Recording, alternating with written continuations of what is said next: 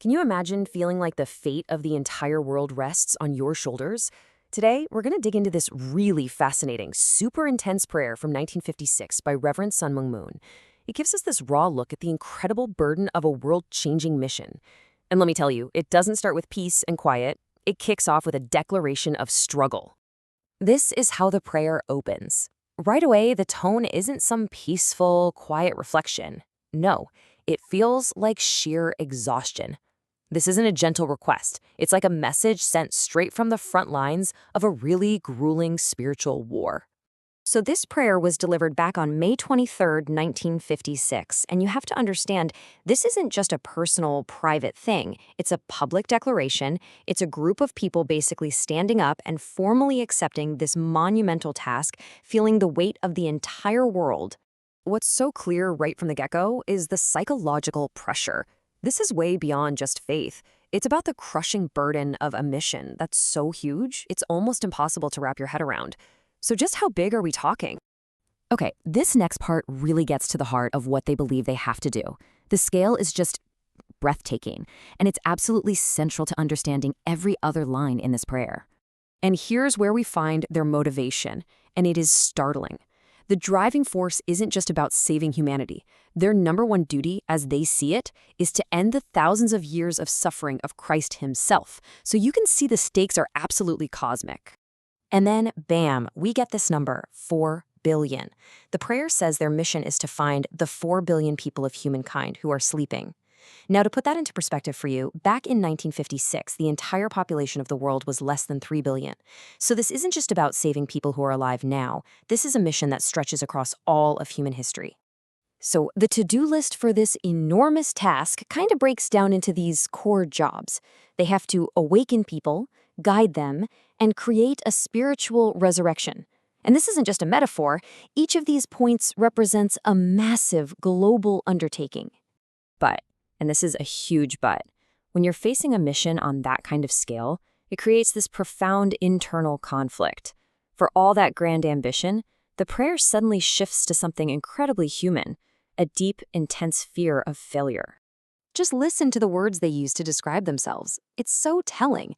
They don't see themselves as powerful saviors. They are foolish children, totally dependent, just looking up for help. And this self-perception is the source of all their desperation. This internal battle is laid out so clearly in the text. You have this aspiration, right, to be heroes of heaven, but that's set against the absolute terror of becoming objects of Satan's derision. They want so badly to be children of ability, but they're afraid they're just foolish people. This back and forth is the real tension of the whole prayer.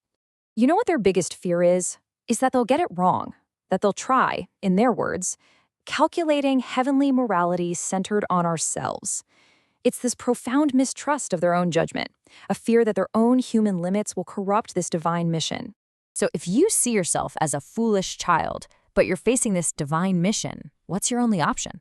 The prayer makes the answer really clear. You beg for help. What we see next is a series of urgent pleas for the power to succeed against what feel like impossible odds. And the very first request is the most basic one. Just give us the courage to keep going, not even to succeed necessarily, but just to stay on this rugged path without giving up. Then the plea evolves. It moves from courage to competence. It's this desperate appeal like, please don't let us be unequal to the task.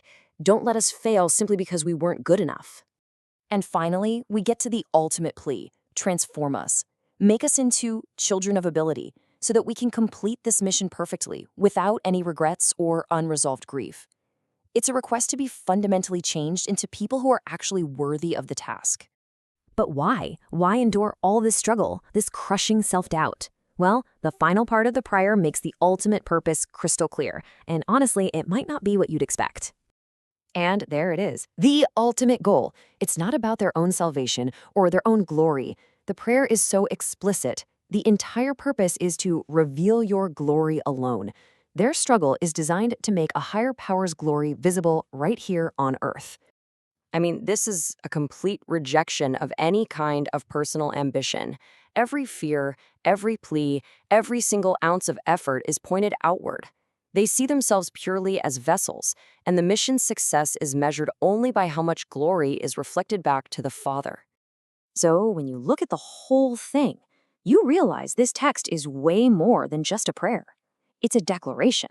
It's a group of people standing before their God, acknowledging an impossible burden, admitting their profound fear, and then vowing to move forward anyway. And that leaves us with a really fascinating question to think about. Whether you see this as incredible faith or fanaticism or something else entirely, this text is a powerful window into the human psyche. It kind of forces us to ask, what happens to our beliefs, to our fears, and our sense of who we are when we're faced with what we believe is an ultimate world-changing responsibility?